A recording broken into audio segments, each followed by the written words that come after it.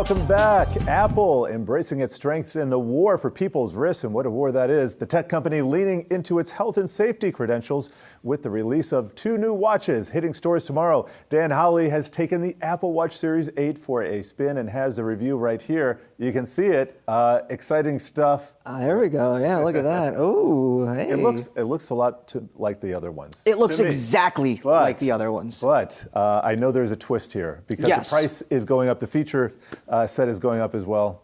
Yes. So this is the Apple Watch SE. This, you can start it at $399, but then you're going to have to bump it up a little bit if you want to get the 45 millimeter size. That's what this is. The 41 millimeter size, that's going to start the $399 price. But there's 2 main differences between this and the Apple Watch SE, which is also available. That's the always-on display, as well as the new temperature sensing feature. So there are 2 temperature sensors on this watch. There's one on the display and one underneath. You can't see them.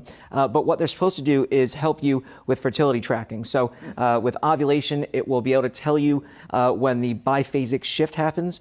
Never learned any of this in health class. Apple taught me, so thank you very much. I'm learning right now. Yeah. This is great. Thanks, New Jersey education. Anyway, so essentially they'll help you figure that out, and then it'll give you a past look at ovulation trends, and then you're supposed to infer the future from that. They're not going to tell you a prediction, though, but it does have a period tracking feature. Now, beyond that, it can also be used to do things like check if you had an illness. You can look and see if your temperature was higher, and it can also tell you if you were knocking back a few too many and it interrupted your sleep. Do you need a watch for that? I mean, sometimes.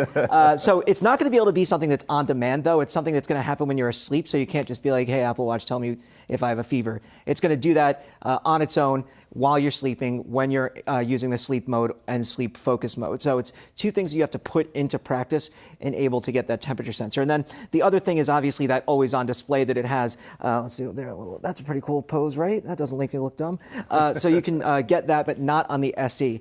I think for most people, I just bought the 8 because I'm bougie and I like that. And so you bought the one that's on your wrist. That's a demonstration watch. This is a loaner. Yes. Yeah, this is the loaner. The one that I bought is coming. But I do think for most people, the Series 8 is great if you don't have a Series 7. The Series 7 and Series 8, very similar. The difference is quite minimal. You have the temperature sensor. Okay. You also have crash detection where if you're in a car accident, the watch can alert the authorities, but your iPhone can do that as well if you have an iPhone 14. A lot of the big features for this watch, the improved fitness tracking, a compass that can tell you where you've been, backtrack locations if you're off the grid, and easily get back and leave breadcrumbs for you. That's all coming in watchOS 9. So it'll come to watches that are compatible with that. So you don't need the watchOS 8 for that specifically. The SE, I think if you're looking for something less expensive, it's going to be the one to go for. As for the Ultra, that's the one that everybody is really kind of talking about. $800.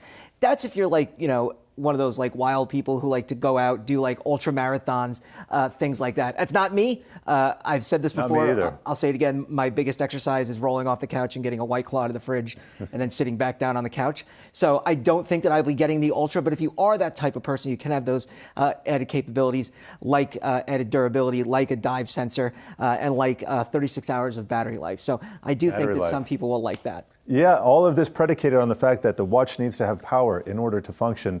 Critical that we have that. All right, Dan Howley, thank you for all of that. Great demonstration there. I hope you get your Apple Watch on time. So do I. Whatever that means.